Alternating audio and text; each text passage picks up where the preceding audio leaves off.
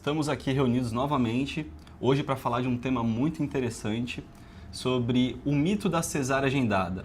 Aquela falsa sensação que a gente tem como fotógrafo de parto, que só fazendo parto cesárea a gente vai estar ali na zona de conforto. E a realidade não é bem essa. Inclusive, uma das alunas nos trouxe esse pensamento e a gente quis trazer esse tema aqui para a comunidade para aprofundar isso com vocês e melhorar aí nosso mercado. Ela nos escreveu assim: eu foquei em fechar apenas partos cesáreas porque achei que teria controle da minha agenda. Mas a primeira cesárea antecipou, o plantonista não esperou e eu cheguei com o bebê depois de nascido. E para falar mais e se aprofundar também, a Kayla está aqui novamente com vocês. Gente, acho que isso tem uma coisa aí que também já passei um pouco, foram esses partos aí, dessas cesáreas agendadas que antecipam, né? E assim, a gente tem caso de parto cesárea que virou parto normal, assim, foi esse nível de antecipação. Então, eu falo que a gente não fotografa um evento corporativo que tem data, horário, ou um cronograma em específico, né? Um roteiro em específico ali para acontecer. A gente fotografa o nascer de uma vida. E essa natureza a gente não é capaz de controlar, né? Então, a gente precisa respeitar o tempo do bebê, né? Entender esse tempo do bebê, esse tempo também da gestação e todos esses pontos de antecipação que podem acontecer. Quero aproveitar esse ganchozinho e perguntar aqui para vocês, quem aqui já sentiu essa falsa sensação da cesárea agendada, quem já teve algum contratempo? Eu sei que a gente movimentou lá o grupo, mas eu quero dar a oportunidade aqui para quem não está no grupo, quem ainda não viu essa mensagem, colocar aqui o que você já passou em relação a esse tema, né? Então você está ali com a cesárea agendada, ela antecipou, e como foi isso para você? Como que você lidou com isso, com esse contratempo?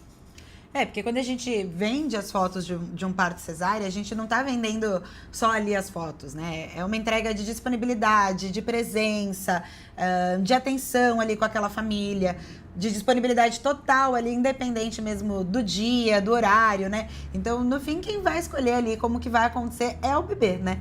Então, tem 4 coisas que destroem ali o planejamento também de uma agenda quando a gente fala de cesárea agendada. Eu posso já trazer também alguns dos pontos? Pode começar. Eu acho que o primeiro, assim, o que mais acontece é o tempo do bebê. Então, por mais que tenha já uma data agendada, a gente fala de entender esse tempo do bebê, porque a bolsa pode romper antes da data, então pode ter uma cesárea agendada ali para as 38 semanas e esse bebê romper bolsa às 36, 37 semanas. Então, esses detalhes, assim, que realmente são ali, só vivendo ali no dia a dia, acompanhando essa reta final ali de gestação daquela mãe, conversando após as consultas, é o melhor jeito que vocês vão ter ali de entender esse tempo do bebê, né? Tem até um caso também que a gente vai trazer, da Carol. Aproveitando, eu quero trazer aqui, então, o que a Carol nos trouxe no grupo. Basicamente, ela falou que aconteceu isso, né, com ela numa madrugada. Ela tinha uma cliente agendada para internar, para induzir, no domingo. E aí, às 19 horas, ela disse que a médica mudou e que iria internar para indução, às 18. Até aí tudo certo. A cliente é de uma cidade aí que leva 1h40 de distância até a maternidade, né? Então tem um tempo de viagem aí, de deslocamento, que já é um tempo que às vezes também alguma coisa pode ali acontecer, de evolução de trabalho de parto, né? Elas se falaram 8h40 e foi a última mensagem da cliente. Aí, às 9 horas, ela perguntou novamente, a cliente seguiu não respondendo, mas mesmo assim, né? Então, ela já fez o protocolo de deixar tudo pronto. Ela deixou ali a mochila dela pronta, com tudo certinho para sair. E às 11 horas, antes de dormir, ela mandou outra mensagem e também não teve nenhum retorno da gestante. Aí, às 3 horas, ela manda uma mensagem no WhatsApp novamente. Aliás, a cliente, né? Manda uma mensagem para ela às 3 da manhã e não estava combinado isso, né? Estava combinado uma comunicação por WhatsApp. Por ligação, né? Aliás, por ligação. Então, assim, essa madrugada tá desde a noite, né? Desde que ela combinou essa indução ali à noite, a Carol tá ali de plantão, disponível, acompanhando aquela família, tensa, ansiosa, perguntando. Então, a Carol fez certinho, né? Essa comunicação ali próxima, perguntando, cobrando essa posição ali da gestante, né? Que pode ser ou da gestante ou do marido, de quem estiver ali acompanhando ela também. Justamente para ela ter o máximo de informações para a chegada desse bebê, né? E aí, 3 horas da manhã, a gestante manda uma mensagem no WhatsApp. E a gente sabe que a gente sempre pede para ser ligação, justamente porque mensagem de WhatsApp às vezes toca toca, a gente não ouve. Tá num sono mais profundo, pode não ouvir. Às vezes não toca. Eu sempre peço, inclusive, ligação pelo celular. Porque às vezes a ligação do WhatsApp, se liga de um grupo, por exemplo, pode não tocar. Se eu tô sem sinal de internet, por exemplo, eu posso não receber essa mensagem. Mas uma ligação de celular eu recebo, né? Então, são esses detalhes também que são muito importantes de estar alinhando com a cliente. E aí, 3 horas da manhã, mandou uma mensagem que chegou no hospital com 9 centímetros de dilatação. Então, uma cliente que ia induzir o parto, que tinha, né, estava marcado, que estava ali mais controlado esse processo, chegou no hospital com 9 centímetros de dilatação, e isso em 1h40 que ela estava ali também na viagem e não foi dando notícias, né, de que estava sentindo dor, de que estava aumentando, de que as contrações pegaram ritmo. Então, a gente fala que o parto não acontece do nada, né? Ele vai dando sinais, o corpo vai dando sinais. Então, é importante vocês cobrarem também esse feedback desses sinais, né? Porque às vezes é a primeira vez da família passando por isso, eles não vão saber exatamente o que te falar, né? Então, por isso, perguntar as coisas certas, né? E aí ela ficou, a Carol tadinha, ficou essa noite toda dormindo e acordando, né? Aquele sono que não recupera descanso de ninguém, mas que é isso que eu falei, né? Essa disponibilidade que a gente vende quando a gente vende fotografia de parto. É esse sono realmente acompanhando ali a chegada do bebê, né? E aí chegou no hospital, 9 centímetros. Carol disse que nem se ela corresse muito, chegava a tempo. Ela demora aí uns 25 minutos, 30 minutos para chegar no hospital, um tempo muito bom, né? De deslocamento. Né? E aí, de manhã cedinho, quando a Carol acordou, mandou mensagem, a gestante disse que nasceu em 20 minutos. Depois que ela chegou no hospital, em 20 minutos já tinha nascido. E a Carol ficou chateada, porque a gente sempre fica, né, chateado de perder um parto, de não ter conseguido entregar ali o melhor, não ter entregado o que a gente esperava também para a família. A família que fica sem os registros, né, daqueles momentos ali do trabalho de parto, do nascimento. Então, isso é muito chato. A gente se culpa mesmo, é natural. Mas o que eu quero te dizer é que, realmente, né, eles até entendem que não foi culpa da fotógrafa, não foi culpa da Carol. É uma falha de comunicação ali, né? Então, eles entendem a responsabilidade deles também no assunto, e isso faz toda a diferença. Mas o meu conselho aqui nesse caso é, enfim, viu que nasceu, independente ali do horário, se já nasceu, vai para o hospital e registra tudo que você puder dali em diante, né? Faz os registros no quarto, deles já juntos, em família. Com certeza também a família vai ficar feliz, porque, enfim, é melhor do que não ter tido foto de nada, né, desse dia. O segundo ponto, vou trazer também o segundo ponto, que acaba com a nossa agenda, só um né? PS, para quem está chegando agora aqui na nossa live, seja bem-vinda.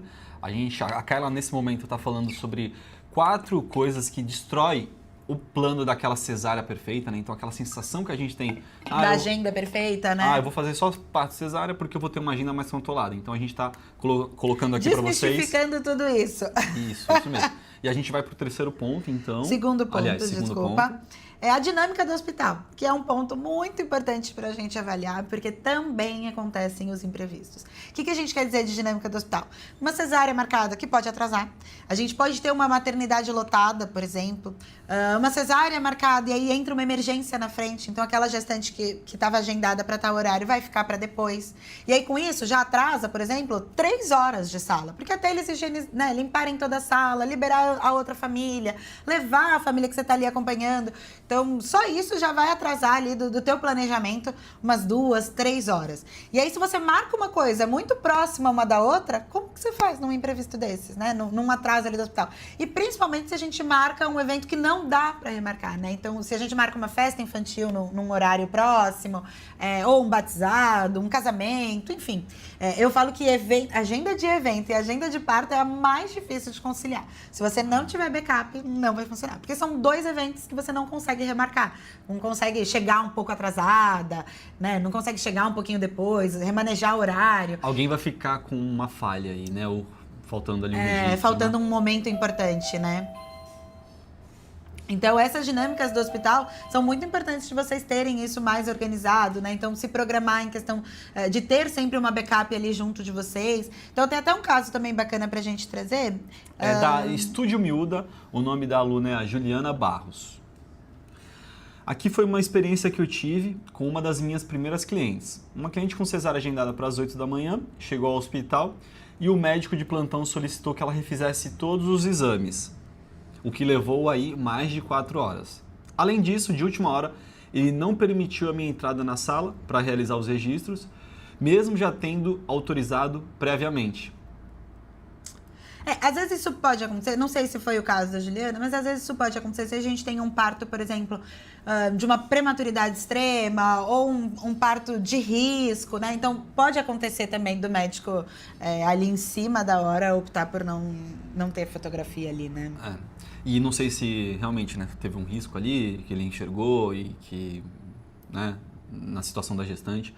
Continuando, cerca de 30 minutos antes de ela entrar na sala de cirurgia para iniciar os procedimentos, a família me ligou pedindo que eu retornasse ao hospital, pois tentariam convencer o médico a liberar a minha entrada. Legal. A equipe do hospital também me orientou a permanecer pronta caso ele mudasse de ideia.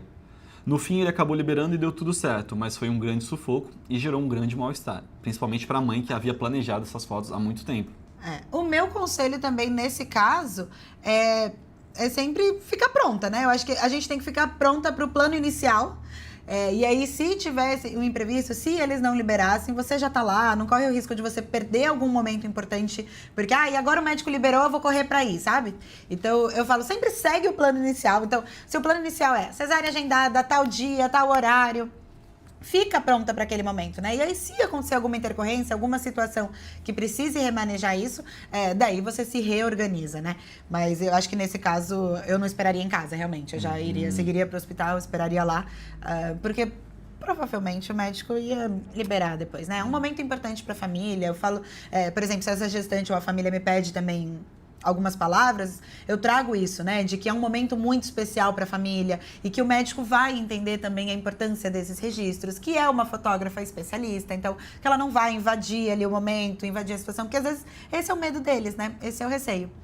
Bom, um outro ponto que também eu queria trazer são as intercorrências da gestação, que também podem interferir nesse planejamento da cesárea agendada, e questões médicas, né? Então, seja pressão alta, diabetes gestacional, alguma situação de intercorrência mesmo ali, né? Então, até outros imprevistos, né? Recentemente eu tive uma cesárea que foi remarcada porque a mãe pegou uma gripe, uma super gripe, e não tinha condições de fazer o parto desse jeito, né? Nessas condições de saúde. E aí eles vão remarcar. Então, se eu também tivesse contado só com aquela disponibilidade, só para aquele dia, eu também já precisaria remanejar e reorganizar a minha agenda, né? Então, a Daisy trouxe um caso também... De uma intercorrência na gestação, né? Eu fui para a cesárea que aconteceu no meio de uma indução às 8 da manhã. Fiquei um tempinho fazendo as fotos no quarto, antes da cesárea, e finalizei todo o acompanhamento 1 da tarde. Quando eu fui sair do estacionamento do hospital, eu vi o pai de um outro bebê que eu estava acompanhando, uma cesárea agendada que acontecia apenas 11 dias depois. Nossa, que coincidência! Detalhe que essa cesárea estava agendada... para quando a gestante fizesse 37 semanas. A gestação seria interrompida a termo por alguns motivos não tão urgentes, mas principalmente, isso pode acontecer realmente, porque a mãe morava longe, então, do hospital, e aí para não correr o risco de entrar em trabalho de parto lá, não dar tempo de chegar no hospital, então ela preferia agendar.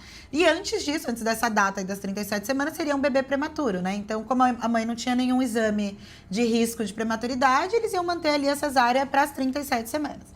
Quando ela viu o pai do bebê ali no estacionamento, ainda bem que deu esse insight na Daisy. Ela correu lá para perguntar se estava tudo bem.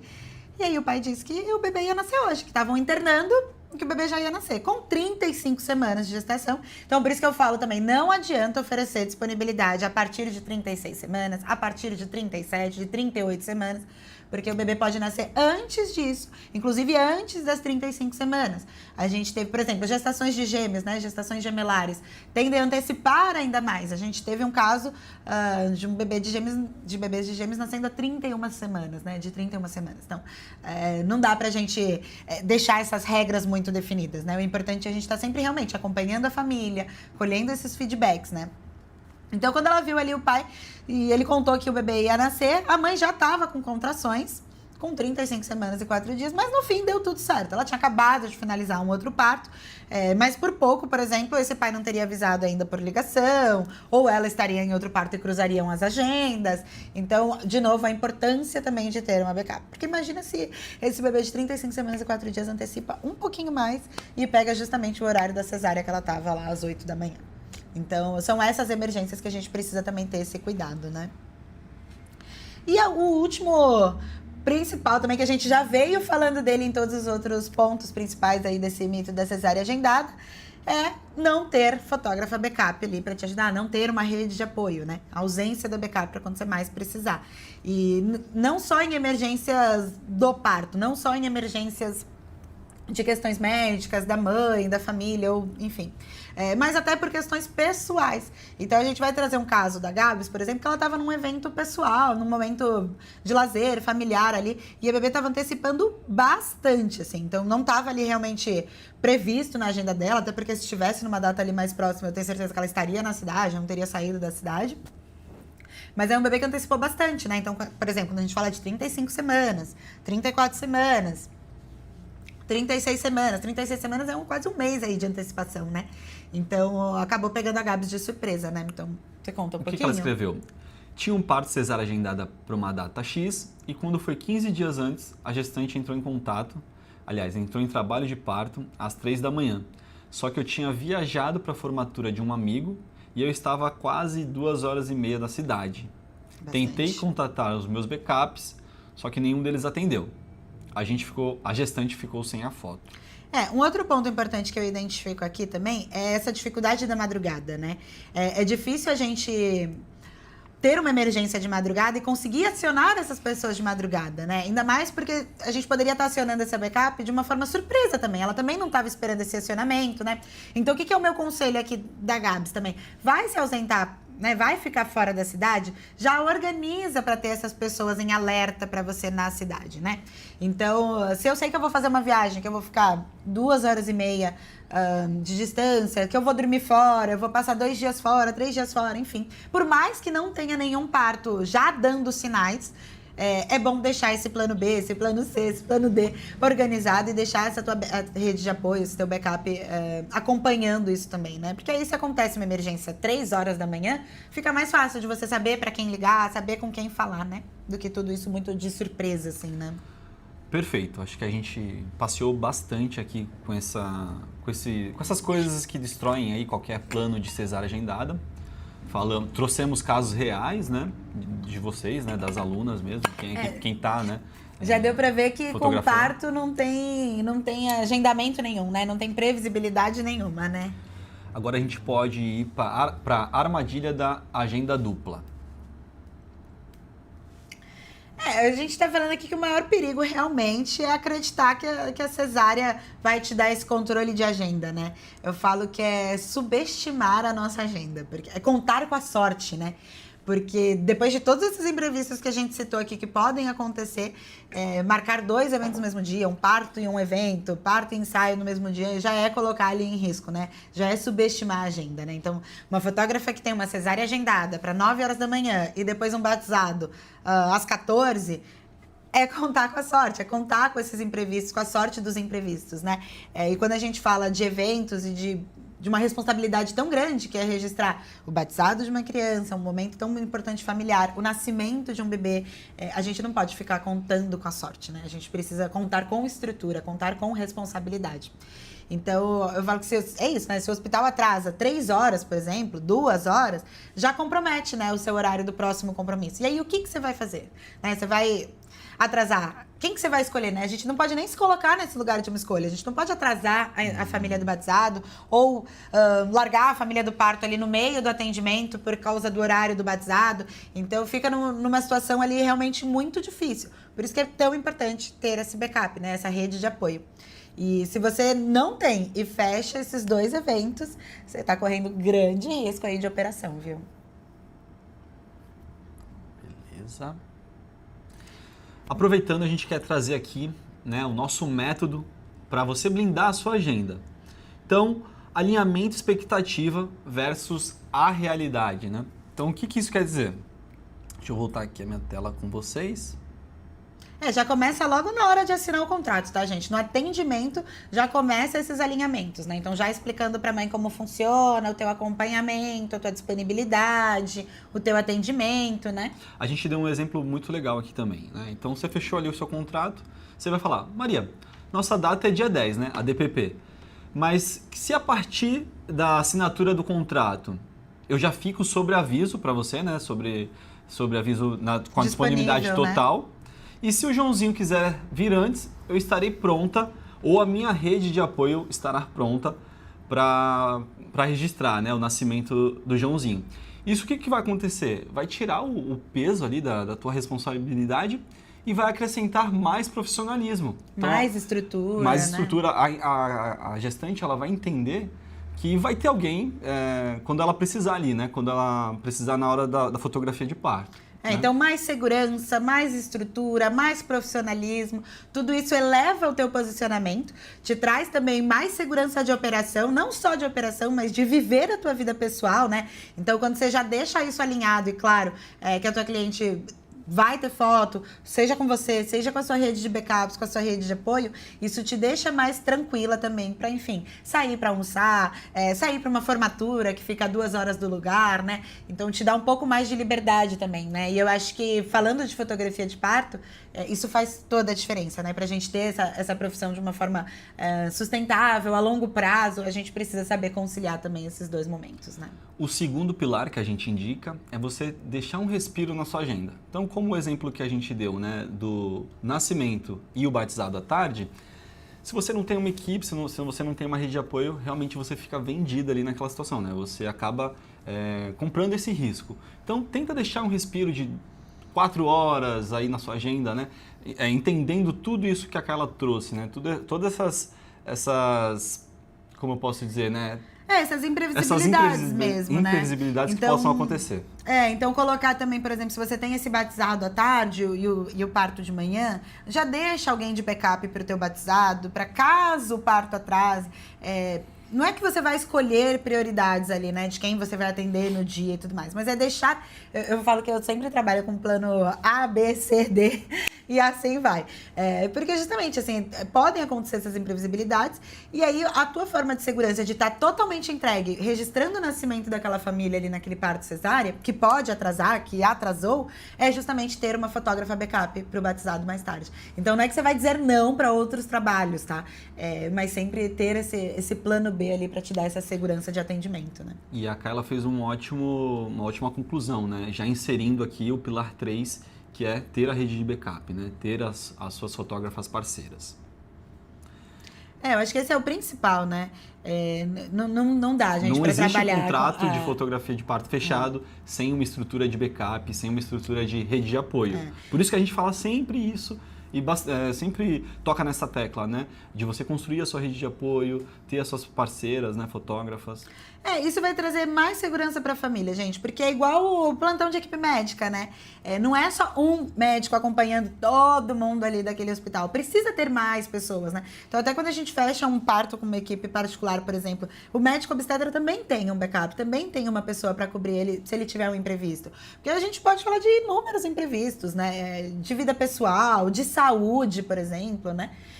Então, é muito importante mesmo. Acho que o fato do backup é um dos principais. Perfeito. Vou deixar também uns scripts aqui com vocês, mas vou deixar salvo aqui na descrição, então não precisa... Se você quiser printar agora a tela, print, né? Eu vou só abrir aqui para ficar melhor. Pode printar, mas depois eu deixo na descrição aqui do evento. Para hoje, né, um exercício para você. Então para já sair dessa mentoria com o negócio protegido, agenda blindada com plano A, B, C e D, hein? É isso. Tem aqui algumas orientações, né? Então, revisar o teu contrato. Hoje, existe alguma cláusula que fala sobre essa antecipação dos partos agendados? Sei que muita gente não gosta de tocar nesse tema, né? Acha que vai afastar a gestante, mas pelo contrário, ela vai ter mais confiança em você. Outra coisa, está prevista a possibilidade de envio de outra fotógrafa no caso de alguma intercorrência da sua parte ali, né? E o terceiro, qual que é o protocolo de comunicação da cliente? Hoje você tem um protocolo definido? Também é importante você verificar. Então, puxando gancho para o nosso pack de contratos, também o contrato, todas essas cláusulas já constam no nosso modelo de contrato.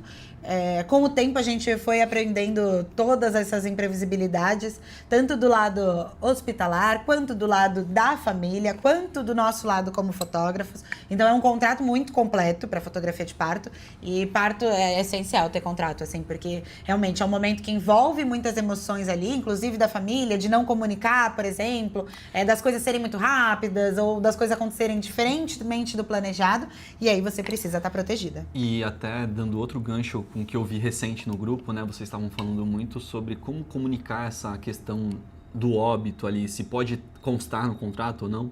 Nosso contrato também, ele tem ali explicitamente falando sobre isso. E então fica essa indicação para vocês também darem uma olhada. Para quem não tem, né? Eu sei que muita gente que está aqui no clube de fotógrafa de parto possuem também esse instrumento tão importante, que é o contrato. Mas para quem não tem, para quem escreveu lá que está preocupado com essas questões, eu indico de coração dar uma olhada nesse nosso contrato de fotografia de parto, tá? Vale a pena, gente. Eu falo, porque não tem jeito, né? A gente só olha para esse lado mais burocrático depois que dá problema, né?